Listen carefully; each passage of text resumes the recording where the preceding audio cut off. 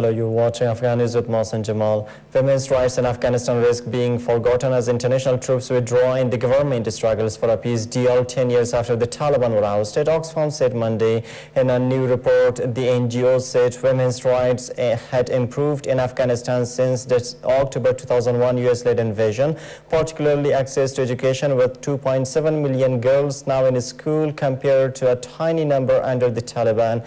But it also warned of an uncertain future and a downward slide, citing increasing violence against women and fears that any future peace deal with the Taliban could sacrifice against all 140,000 foreign combat troops are due to leave Afghanistan by the end of 2014, handing control of security to Afghan forces. The United States and other countries made restoring women's rights a key priority in Afghanistan after the October 7, 2001 invasion, which ousted the Taliban in the wake of the 9/11 attacks in the United States. A motorcycle rickshaw packed with explosives blew up as it was driving on the outskirts of southern Afghanistan's main city Monday, killing 2 civilians, officials said. The driver of the motorcycle appeared to be on his way to Kandahar city when the bomb detonated inadvertently, said Kandahar provincial government spokesman Zalmay Ayubi. The explosion, which killed 2 bystanders and wounded 19 others, did not appear to be a targeted attack, according to Ayubi and provincial police chief General Abdul Raziq. However, Border and Tribal Affairs Minister Asadullah Khalid said his car was nearby when the bomb went off, suggesting that he may have been the target. Elsewhere, another suicide bomber in an army uniform detonated his explosives in the 2nd Corps compound of Afghan National Army in Kandahar city, while the soldiers were waiting to get their salaries, killing a soldier and wounding 2 others. Amid mounting public skepticism, NATO Secretary General Anders Fogh Rasmussen insists that NATO does not want to stay forever in Afghanistan and is on track to hand over frontline security duties to local forces by the end of 2014. In an interview with a German news agency, Rasmussen said that NATO sees clear signs of progress and the Taliban are under pressure everywhere. The NATO chief characterized the attack on the US Embassy and NATO headquarters in the high security green zone in Kabul as overall not a successful attack designed to draw media attention, which was dealt with effectively by Afghan security forces. Rasmussen also rejected the notion that NATO was turning into a coalition of the willing, with each ally deciding on a case-by-case basis on whether to join in military operations. The NATO-led coalition has over 130,000 troops in the country, mostly from the United States, while current plans envisage a reduction of 40,000 by the end of 2012, with United States presidential elections set for November that year. A key leader of the Afghan militant group, the Haqqani network, has said it was not responsible for killing Burhan Rabbani, who oversaw Taliban peace talks. The leader, Siraj Haqqani, son of group founder Jalaluddin Haqqani, also added that his network was not linked to Pakistan's spy agency, the ISI. The Haqqanis have been blamed for a series of deadly recent attacks in Kabul, including Burhan Rabbani's killing at his home in Kabul on 20th September.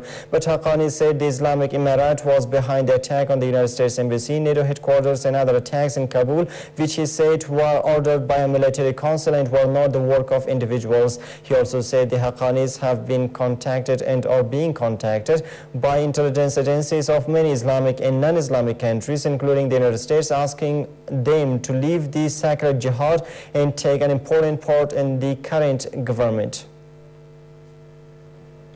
The killer of Afghan peace envoy Burhan Rabbani was a Pakistani. A statement from Afghanistan's presidential palace has said, quoting investigators, evidence shows that the former president's death last month was plotted in Quetta, and the person who carried out the suicide attack against Rabbani was a citizen of Pakistan. The statement released on Sunday said it added that the killer had been living in Chaman, a Pakistani border town near Quetta. Rabbani, who was chairman of President Hamid Karzai's High Peace Council tasked with negotiating with the Taliban, was killed by a suicide bomber at his home in Kabul on September 20th. Meanwhile, Siamak Hirawi, a spokesman for Karzai, Sunday said the president is reviewing his strategy for making peace with the Taliban after his top peace envoy Burhan Rabbani was murdered.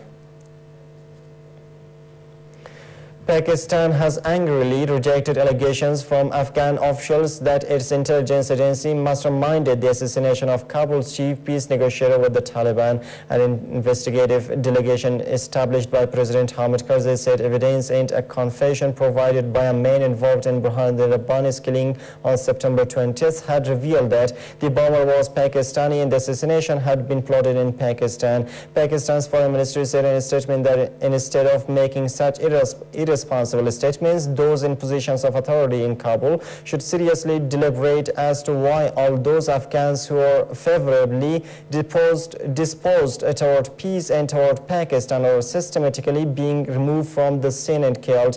Rabbani's killing derailed efforts to forge dialogue with the Taliban to end the 10-year war and raised fears of a dangerous widening of Afghanistan's ethnic rifts. Meanwhile, Pakistan's Prime Minister Yusuf Raza Gilani has said that his government was ready to talk with peace with militants, and if negotiations fail to work, the government will launch military operations in the tribal areas. Iraqi security forces fought their way back into a local government compound on Monday after it was attacked by suicide bombers and gunmen who took about 15 people hostage in a police station there. Authorities said at least 2 policemen were killed and 3 wounded in the initial attack by suicide bombers on the complex in the town of Baghdadi in Anbar province. Hikmet Khalaf, deputy governor of Anbar, said that the fighting going on between security forces and the attackers with some staff from the municipal council and the police are still hostage. Anbar, a vast, mostly Sunni Muslim province in western Iraq, is the former stronghold of Iraq's Al-Qaeda affiliates.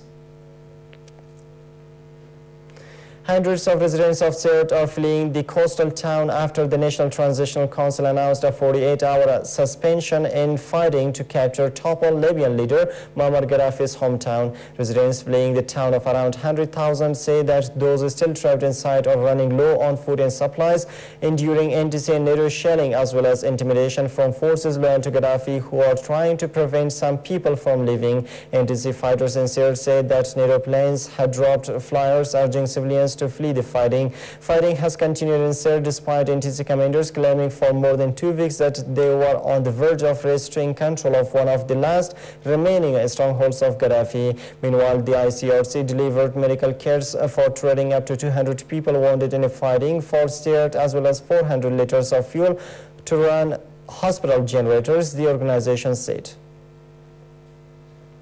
And the Syrian dissidents meeting in Turkey have formally announced the creation of a national council aimed at toppling the rule of President Bashar al-Assad. In his opening statement on Sunday in Istanbul, Burhan Ghalion, a Paris-based Syrian academic, said that the new council would aim to support Syrians establish a civil state, adding that the new body rejected any international interference. The opposition grouping, which Ghalion called historic, brings together Syrian movements across the political spectrum, including the long-banned Muslim Brotherhood as well as Kurds and Assyrians. Ghalion had recently been designated leader of the National Transitional Council, an opposition group which has both Islamist and secular supporters.